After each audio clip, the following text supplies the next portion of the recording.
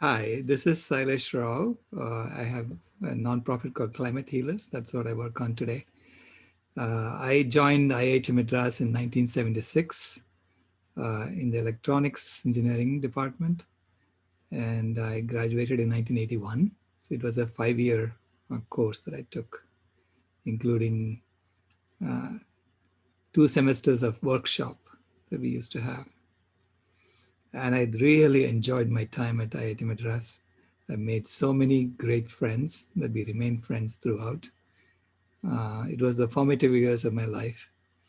And some of the great memories I have are the lush campus, bicycling around campus, playing cricket over there, and playing cricket with my friends in the hostel.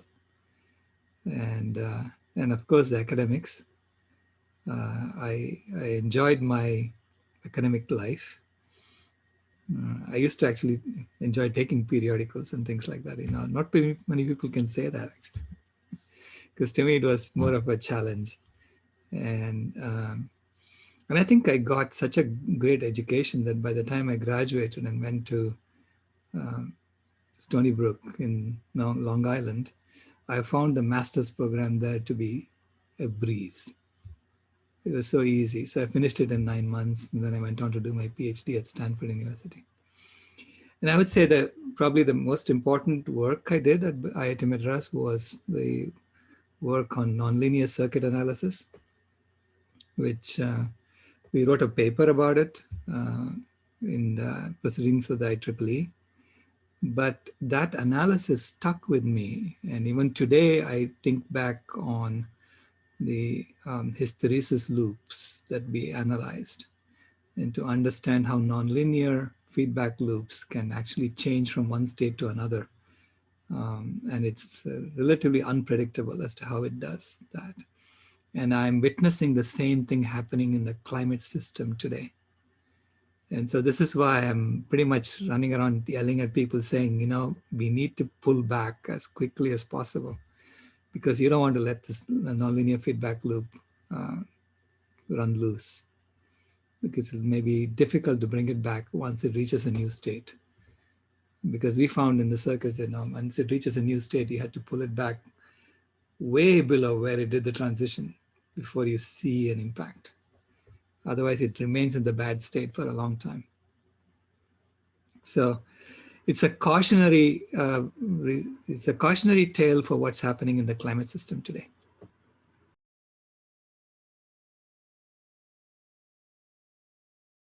Okay, so I did my PhD at Stanford, and then I worked at AT&T Bell Laboratories for 5 years, from 1985 to 1991. So I quit in 1991, and I started my own company called Silicon Design Experts. And there we worked on novel architectures for video compression and for communications, digital communications at high speed. And so this was the heyday of the internet. The internet was just being designed at that time. So I got in on the standards, creation of standards for the internet. I worked on 100 base T2, which is 100 megabit Ethernet on twisted pair cables. And then I did 1000 base T, gigabit Ethernet on twisted pair cables, which is still running actually. This is a gigabit Ethernet link. It's running on my laptop, going down to my switch right here. So gigabit Ethernet essentially made the internet take off, because it allowed very high speed, reliable communications in the backbone of the internet, which is what it was lacking at that time. And so once we got that going, we saw the internet revolution happen. And then I was working on making the same thing run 10 times faster. I was working on 10 gigabit Ethernet when I happened to see Al Gore's presentation on TV. And I was so shocked. This was in 2005, before his documentary, An Inconvenient Truth, had come out. But I was so shocked by even his presentation that I said to my wife, if half of what he's saying is true, I feel like I'm wasting my time working on the internet. And she said, if you think it's that important, why don't you look into it? So I looked into it, and I realized it's actually far worse. So I closed down my company and I wrote to Mr. Gore and I said, how can I help you? And he asked me to come and get trained by him so I can start giving his presentations. So I did that in November of 2006. I was in the second batch that he trained. And but then I realized that he's not telling the whole story. That is much bigger. It's a much bigger problem than just changing our energy infrastructure over to clean energy. So I started Climate Healers to address the underlying root cause of climate change in 2007. I wrote a couple of books about my findings. First was Carbon Dharma, the occupation of butterflies. And the second is Carbon Yoga, the vegan metamorphosis. And as part of that, actually in 2016, I started the Vegan World 2026 project.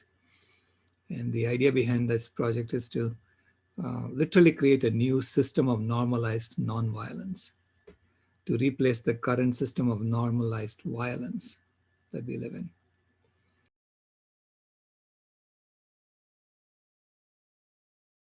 Right. It is actually a systems problem. So what we are dealing with on the planet is a system that has not been designed. It is an organically created system, right? So it's a system that has a lot of fundamental issues. So there are fundamental axiomatic flaws in the system. So for instance, if the system is built on two foundational axioms. The first is what I call the axiom of consumerism, which is that the pursuit of happiness is best accomplished by stoking and satisfying a never-ending series of latent desires. This is what I call the greed is good rule. And so our system is based on that. This is why you see 3,000 ads a day, which is corporations trying to convince us that their product is going to make us happy. And so we have bought into that axiom, which is why we assume that that is normal. And the second foundational axiom that is flawed is what I call the axiom of supremacism, which is that life is a competitive game in which those who have gained an advantage may possess, enslave, and exploit animals, nature, and the disadvantaged for our pursuit of happiness. Okay, this is what I call the might is right rule. And it is reflected in how we treat animals and how we treat people who are less than us. So we are allowed to take advantage of them. And so this is why we see an animal being whipped in the street and we think it's normal. Or we see slaughterhouses and we think it's normal. We see chickens being held upside down, we think it's normal. And this is all part of the might is right rule. So when you create a civilization on foundational axioms that are false, that are incorrect, it is not going to be sustainable. Because sustainability is about alignment with the truth. Because only the truth is sustainable, lies are not. So only kindness is sustainable, cruelty is not. So if you look at all of morality, all of ethics, we are talking about actually sustainability. Sustainability is about ethics, ethical behavior. And this is why I realized that the system has to be based on the correct axioms. So when you base a system on the axioms of on the axiom of consumerism and the axiom of supremacism, you're going to get normalized violence in the system. And normalized violence is not sustainable. So at Climate Healers, we work on creating a new system that is fundamentally sustainable. Okay, that can, so it's like, you're talking about, in the old system, we're talking about competitive games that are finite games. So we play finite games, like tennis is a finite game. There's one winner and everyone is a loser, right? Or cricket is a finite game. One team wins and everyone else loses. And so we constantly have these competitive games in which we are seeking who's the winner, who's the loser. And competitive games are finite, they end. Whereas collaborative games, you can make them infinite. So we should be playing collaborative infinite games instead. And so we need to create a collaborative infinite economy as well. Because currently we have a competitive finite economy, which is seeking a winner. So which means all the rest will be losers. Okay, and so the final endpoint of the current system is one winner and everyone else is dead. So, and that's not sustainable. Even that winner is not going to be really winning anything, right, at that point.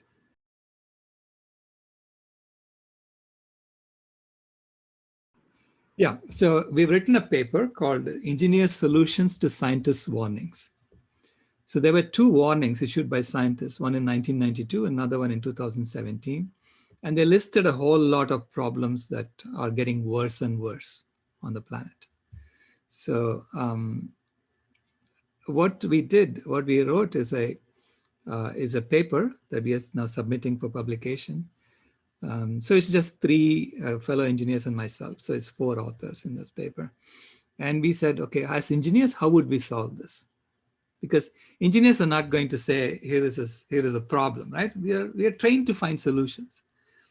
So we looked at this as a systems problem, and how do you solve the systems problem? And so we have come up with 7 strategic actions that people have to do around the world, okay? First, of course, is education, which is tell people this is what is going on. You know, this is the current system has these foundational axiomatic flaws, and then we have to create a new system with these correct foundational axioms. And then we have to create new collaborative infinite games as opposed to the current finite games that we play, a new economic system, a new currency system, new ecological system. So all these things have to be built in. So we have to have a closed loop ecological system, because currently we have open loop. We eat, and then our sewage system basically flushes it down the toilet and into the ocean. So this way you're taking biomass from Earth and sending it into the ocean. And that you can only do that for a certain amount of time, beyond which it's no longer sustainable. See, because you can't keep depleting the land and fertilizing the bottom of the ocean and expect it to be sustainable. So we have to have closed loop systems. And so it's creating these new systems that we have. And then we have specific tasks that we are working on. For instance, the currency system is fundamentally unsustainable. The currency system right now is basically a colonial system. So if you think about even the concept of having to earn a living, and we drill that into our children, you all have to go earn a living. Well, if you think about that, earning a living means that you are not entitled to live unless you do what the master wants. Okay, unless you do what someone with money wants you to do. That is colonialism 101. You know, so we are still colonized. You know, even in India, we are still colonized, and we just don't see it. The language has been so normalized that we don't even see it. Okay, so how would you decolonize that? How would you create a new money system, a currency system that encodes the correct foundational axioms and encodes what people want? People want to be equal. People want to be treated with dignity and respect. Okay, people want the surroundings around them to flourish, the earth to flourish. Okay, so unless we create a new economic system in which people lead their ordinary lives and the planet thrives, we will never get out of this mess that we are in. So that's a systems problem. And I pride myself as a systems engineer. You know, this is what I did. Even when I was working on the internet, I was doing systems engineering.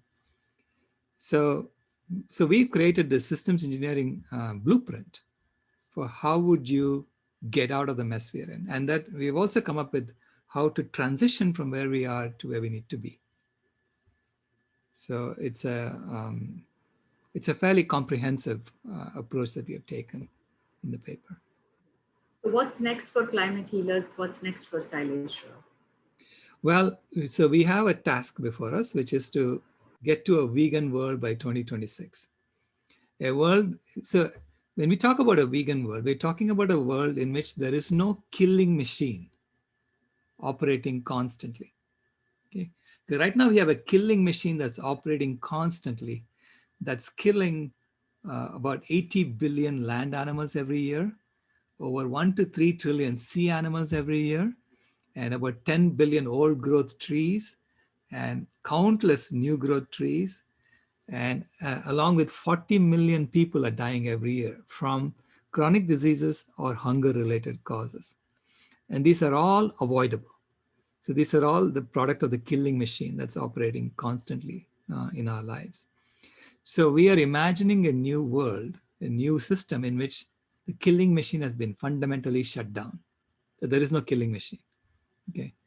But we are all planting trees. And so this is our occupations have changed. Okay. So that's what we imagine the vegan world to be. And so we want to achieve that within the next 5 years. So that's a tall order, okay? But that's what we're working on. And I'm sort of leveraging the same exponential transformations that happened in the internet. You know, people told me that in 1996, when I proposed gigabit Ethernet, they told me I was crazy, that it'll never happen. It'll never work. And within 3 years, it became a standard. And by 2003, everybody had it. You know? So, and it was exponential. The growth was exponential. So I imagine the same sort of thing could happen here, right? Because this is a new game we are playing, a new game we are introducing, a new currency game that is fundamentally sustainable and that is circular, and it measures the ecological footprint on the planet and so on. So there is a lot of attractive features to this game. So I expect people to want it, to want to join this new game.